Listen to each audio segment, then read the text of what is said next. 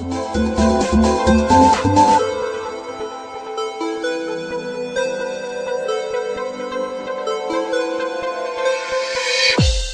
cellule d'appui pour le triomphe de Benno CATB de Cheikh Ahmed Tidiane Ba, directeur général des impôts et domaines, a organisé une journée focus sur le parrainage à son siège à la Médina. J'avais pris l'initiative d'organiser une journée en continu, une journée focus sur le parrainage aujourd'hui. Et vous avez vu, vous avez dû le constater, la Médina est venue, Dakar est venu.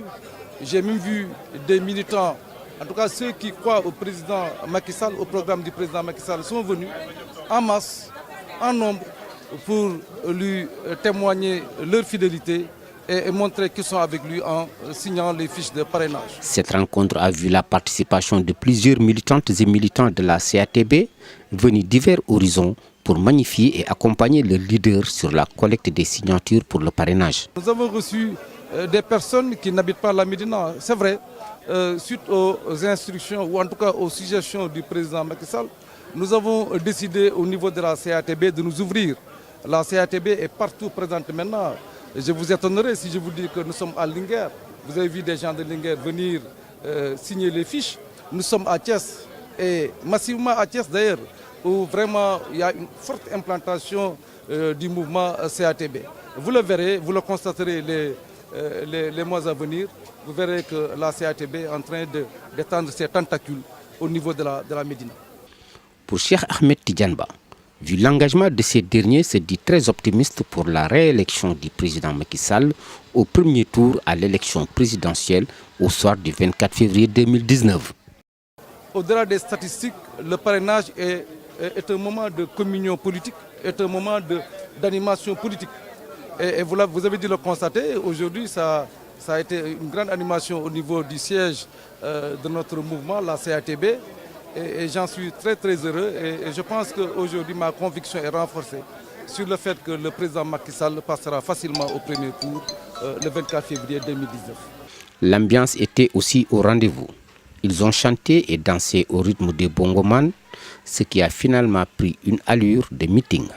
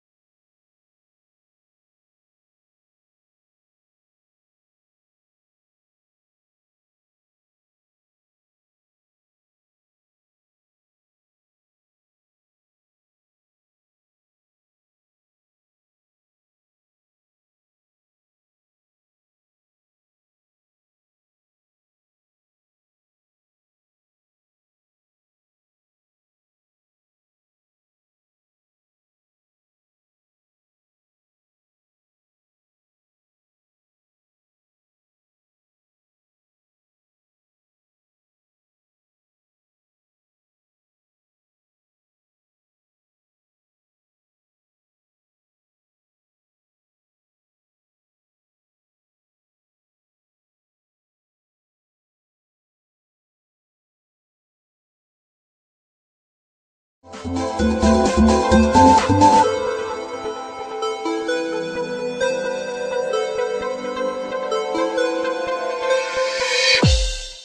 6e congrès de l'Union régionale de Dakar, affilié à la CNTS, s'est tenu ce samedi au centre de Bob. Le thème retenu, le futur du travail et l'avenir des syndicats. Quel apport pour l'URD de Dakar? Pour son nouveau mandat à la tête de l'URD de Dakar, le secrétaire général Mamadou Lamine Fall compte s'inscrire sur la continuité avec la nouvelle équipe qui sera mise en place.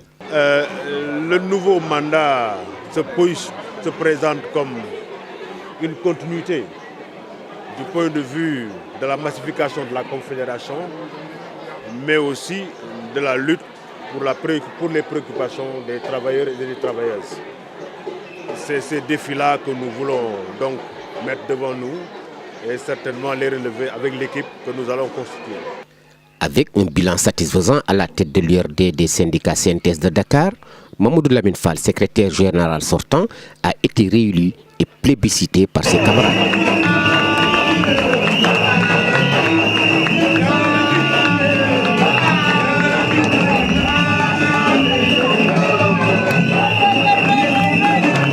Le bilan que nous en avons fait, c'est que nous avons accompagné tous les secteurs.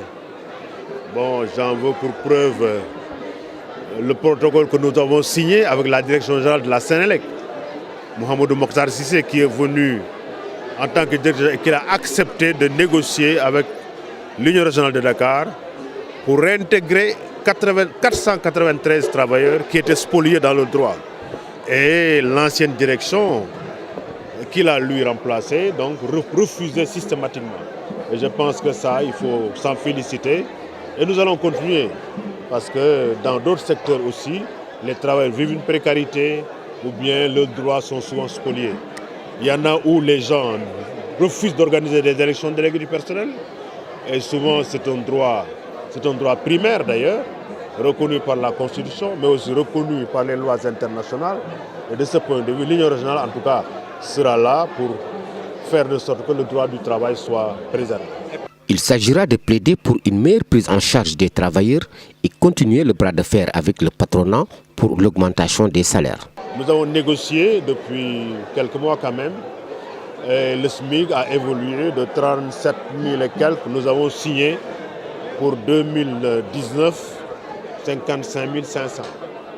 Nous avons déjà, l'accord est fait avec les partenaires sociaux, mais il reste que le décret. Le président doit faire le décret qui doit donc rentrer dans le circuit. Et je pense que le décret est même dans le circuit du gouvernement pour la signature. Bon, les préoccupations, c'est les secteurs en lutte aujourd'hui. Vous les connaissez. Je pense que vous suivez l'événement. Certainement les rails, le petit train de banlieue, mais aussi Dakar Ferroviaire, qui sont déjà en lutte, mais aussi les syndicats d'enseignants. Mais tous les autres secteurs qui sont en lutte, mais aussi qui revendiquent parce que leurs situations sont dans une précarité. Donc l'Union régionale de Dakar, sa mission c'est une coordination, mais aussi un accompagnement et une prise en charge des préoccupations des travailleurs. La CNTS est déterminée à jamais concernant l'augmentation des salaires. Cependant, elle n'est pas encore prête à accepter les 2% proposés par le patronat, qui, selon le secrétaire général, est une insulte même à l'endroit des travailleurs. Maintenant, sur les salaires, vous avez parlé du SMIC, c'est vrai. Pour les salaires aussi, nous sommes en négociation à partir de la commission paritaire installée par le ministère du Travail. Et la convocation, nous l'avons reçue pour se retrouver normalement le 15 novembre pour reprendre la discussion sur les salaires. Mais ce que nous entendons actuellement, en tout cas, présage pas d'accord, parce qu'on refusera des augmentations qui, à la limite, sont insignifiantes. Nous entendons que le patronat propose 2%, ce qui est vraiment une insulte même à l'endroit des travailleurs. Je pense que le minimum que nous allons accepter certainement doit être au-delà de 2%.